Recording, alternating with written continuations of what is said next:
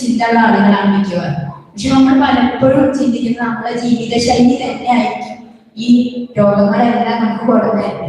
പണ്ടൊക്കെ അപൂർവ ചിലരിലുണ്ടായിരുന്ന ഇത്തരം അസുഖങ്ങളൊക്കെ സർവ്വസാധാരണമായിരിക്കുന്നത് നമ്മുടെയൊക്കെ ജീവിതശൈലി കൊണ്ട് തന്നെയാണ്.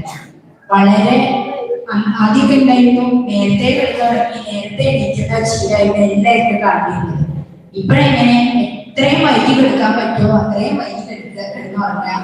അതുപോലെ നേരം നന്നായി വൈകിയതിന് ശേഷം സൂര്യൻ ഉദിച്ച് ഒരു 8-9 മണിക്കൊക്കെ എണീക്കുന്ന ഒരു സാഹചര്യം ജോലി ഇല്ലാത്തവരാണ്. അങ്ങനെ വൈകി എണീക്കുന്ന ഒരു ജീവിതശൈലി, പിന്നെ ഫാസ്റ്റ് ഫുഡും ഇതൊക്കെ ഉള്ള ഒരു സമൂഹത്തിൽ ഒരു ആണ് നമ്മളെല്ലാം തിരിച്ചുകൊണ്ടിരിക്കുന്നത്. അത് തന്നെയാവാം നമ്മുടെയൊക്കെ രോഗങ്ങൾക്ക് കാരണമായിട്ട് തീരുന്നത്. പിന്നെ എന്താ പറയാ, നമ്മളൊക്കെ ഓരോരുത്തർ കുഞ്ഞു കുട്ടികൾ വരെ ഇന്ന് നമ്മുടെ വീട്ടിലുണ്ടാക്കുന്ന ഒരു ഭക്ഷണത്തിനോടല്ല അവർക്ക് പ്രിയം. അവർക്ക് എപ്പോഴും പുറത്തുനിന്നുള്ള ഫുഡ്. അതിന് എങ്ങനെ നമ്മൾ രക്ഷിതാക്കൾ വെച്ചിട്ടാക്കി കൊടുത്താലും അവർക്ക് അതിന് ഒരു തൃപ്തി ഉണ്ടാവില്ല.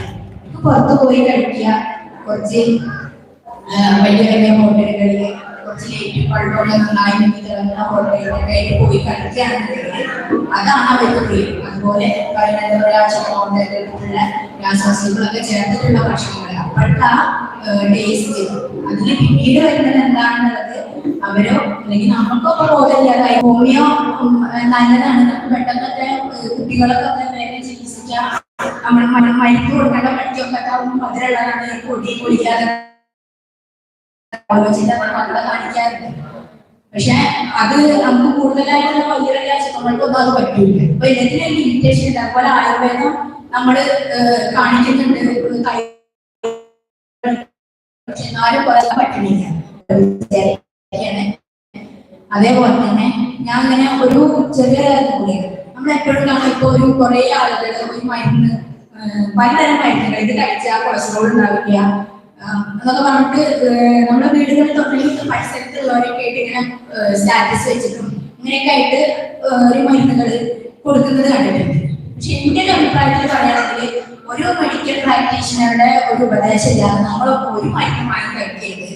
അതൊക്കെ ഓരോരുത്തരുടെ ജോലിയുടെ സാധനമായിട്ടോ അങ്ങനെയാണെന്നുണ്ടെങ്കിൽ അവരെന്താ പറയുക, ഇത് കഴിച്ചാൽ എന്തായാലും നിങ്ങളുടെ അസുഖം മാറും. അങ്ങനെയാണെങ്കിൽ എന്തുകൊണ്ട് ആ മരുന്ന് ഒരു ഡോക്ടർ നിർദ്ദേശിക്കുന്നില്ല എന്നൊക്കെ നമ്മൾ ചിന്തിക്കണം. അപ്പോ അങ്ങനെയുള്ള ഓരോരോ എന്താ പറയാ വിപണി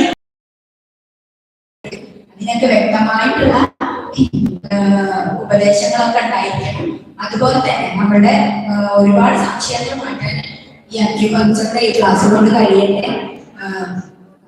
ആത്മാർത്ഥമായി ആശംസിച്ചുകൊണ്ട് ഈ പരിപാടിയുടെ ഔപചാരികമായ ഉദ്ഘാടനം നിർവഹിച്ചുകൊണ്ട് നിർത്തുന്നു. നന്ദി.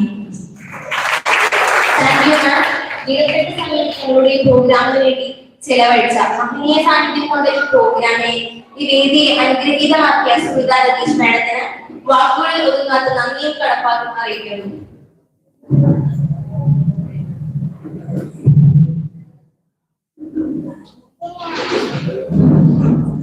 ഈ ഭൂമിയിലെ ഏറ്റവും ഉത്കൃഷ്ടമായ സൃഷ്ടി ഏതാണെന്നുള്ള ചോദ്യത്തിന് ഇത് നൽകാൻ കഴിയുന്ന ഒരേ ഒരു ഉത്തരം അത് മനുഷ്യ ശരീരം എന്നതാണ്.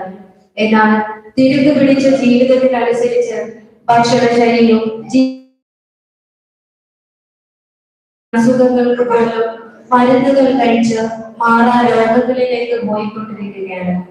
അറിവുള്ള ഒരു വലിയ സമൂഹം എന്ന് നാം തന്നെ കരുതുമ്പോൾ ആരോഗ്യ വിഷയത്തിലുള്ള അറിവില്ലായ്മ നമ്മെ വലിയ വിപത്തിലേക്ക് നയിക്കുന്നു. നമ്മുടെ പ്രോഗ്രാമിൽ ആദ്യമായി ചർച്ച ചെയ്യാൻ പോകുന്ന വിഷയം സാക്ഷര കേരളം ലോകശൈലി. ഇതേക്കുറിച്ച് സംസാരിക്കാൻ എത്തുന്നു Indian acupuncture practitioner association PRO senior acupractitioner Savithri Alu സാറിനെ ഏറെ ആദരവോടെ വേദിയിലേക്ക് ക്ഷണിക്കുന്നു.